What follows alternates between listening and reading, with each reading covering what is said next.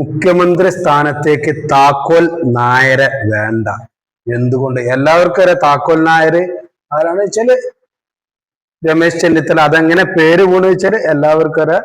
2011 ഉമ്മൻചാണ്ടി മന്ത്രിസഭയില് താക്കോൽ നായര് വേണം, താക്കോൽ സ്ഥാനത്ത് വേണം എന്നുള്ള NSS പ്രസിഡന്റിന്റെ പ്രസ്താവനയോട് കൂടിയാണ് താക്കോൽ നായർ എന്നുള്ള ഒരു ഇത് കേരളത്തില് അലയടിക്കേണ്ടത്. ആ ഒരൊറ്റ കാരണം കൊണ്ടാണ് 2016 ഇലക്ഷനിലേക്ക് UDFന്റെ സകല സാധ്യതകളും ന്യൂനപക്ഷങ്ങളും UDFന് നല്ലൊരു ശതമാനം കുറെയൊക്കെ അകന്നു പോകാനുണ്ടായ കാരണം ഈ ഒരു കാരണമാണ്. ആ 2016 ഇലക്ഷനിൽ ബാധിച്ചു, 21 ബാധിച്ചു.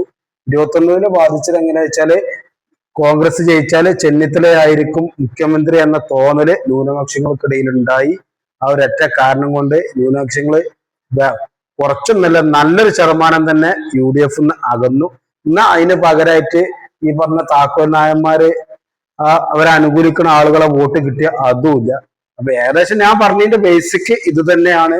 രമേശ് ചെന്നിത്തല മുഖ്യമന്ത്രി സ്ഥാനത്തേക്ക് വേണ്ട എന്ന് പറയാനുള്ള കാരണം NSSന്റെ നിയന്ത്രണം വരും എന്നൊരു തോന്നല് ന്യൂനപക്ഷങ്ങൾക്ക് ഉണ്ടാകും. ഒരുപക്ഷെ തോന്നല് മാത്രമല്ല, ഏകദേശം അങ്ങനെ ഉണ്ടാവാൻ സാധ്യതയുണ്ട്. അത് ഞാൻ അടുത്ത് വരുന്ന പാർലമെന്റ് ഇലക്ഷനിൽ UDFന് ബാധിക്കും. വലിയ പരാജയം ഉണ്ടാവും. ലീഗിന്റെ 2 സീറ്റ് ഉണ്ടാവും. അതിനപ്പുറം ഒരു എറണാകുളമോ അങ്ങനത്തെ ഏതെങ്കിലും 3-4 സീറ്റ് കോൺഗ്രസിന് കിട്ടുന്നില്ല. അതിന്റെ അപ്പുറം കിട്ടൂല. ചെന്നിത്തലയാണെങ്കിൽ മുഖ്യമന്ത്രി എങ്കിൽ. അതുപോലെ തന്നെ BJPക്ക് വളർച്ച ഉണ്ടാകാനുള്ള സാധ്യതയും നമുക്ക് തള്ളിക്കളയാൻ പറ്റൂല. കാരണം എന്ന് പറഞ്ഞാല് അങ്ങനെയാണ് അതിന്റെ ഒരു ഘടന പോകുന്നത്. അതുപോലെ തന്നെ മുമ്പ് ചെന്നിത്തല KPCC പ്രസിഡന്റ് ആയ ഒരു സമയമുണ്ട്. ആ സമയത്താണ് കോൺഗ്രസ് ഏറ്റവും ദുർബലമായത്.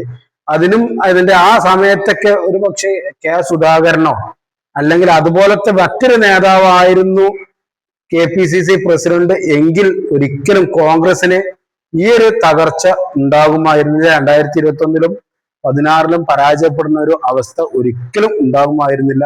ആ മുഖ്യമന്ത്രി ഒരു ഉമ്മൻചാണ്ടി ചെന്നിത്തല കൂട്ടുകെട്ടിന് പകരം ചെന്നിത്തലക്ക് പകരം മറ്റൊരു നേതാവാണ് കോൺഗ്രസിനെ നയിച്ചിരുന്നെങ്കിൽ ഒരിക്കലും ഉണ്ടാവില്ല എന്ന് വിശ്വസിക്കുന്ന ആളാണ് ഞാൻ. അതുപോലെ തന്നെയാണ് ഇപ്പോഴത്തെ ഒരു അവസ്ഥയും.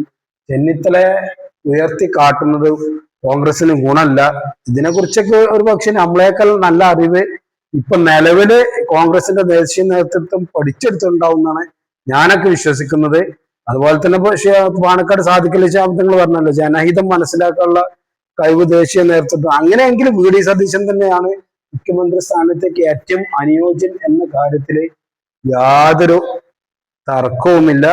അതുപോലെ തന്നെ ഇതിപ്പോ ഇതിനു മുമ്പ് ഒരു വീഡിയോയിൽ പറഞ്ഞതാണ് KC വേണുഗോപാലിന്റെ കാര്യം.